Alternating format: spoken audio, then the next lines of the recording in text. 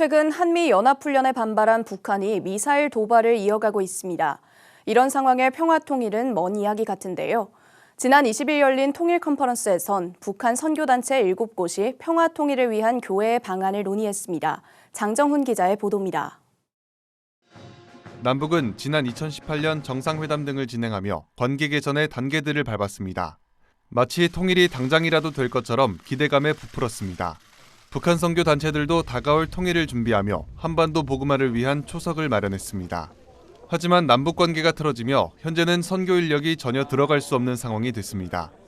한국교회와 북한 선교 상황을 돌아보는 통일 컨퍼런스는 정전 70년 우리는 어디로 가야 하는가라는 주제로 열려 남북의 현실을 짚었습니다. 전문가들은 북한 핵 문제와 미사일 도발 등 지속되는 대치 국면을 설명했습니다. 이로 인해 한반도에선 관계 개선을 위한 소통이 모두 끊겼다고 지적했습니다. 남북관계의 기상도는 문자 그대로 시계 제로를 가리키고 있습니다.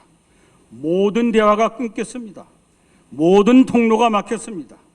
이런 상황에 한국교회가 대화 재개를 위한 매개체가 돼야 한다는 주장이 나왔습니다. 교회가 평화를 위한 성명을 발표하고 정부에 서한을 발송하는 등 평화 통일을 위한 방안들을 제시해야 한다고 설명했습니다. 교회가 나서 북한의 도움을 위한 협력의 장을 만들고 남북 대화의 물꼬를 틔워야 한다는 겁니다. 한국교회는 화평의 사도를 우리가 자부하고 있지 않습니까? 반전, 반핵, 평화운동, 한반도 종전 평화 캠페인을 선도해야 됩니다.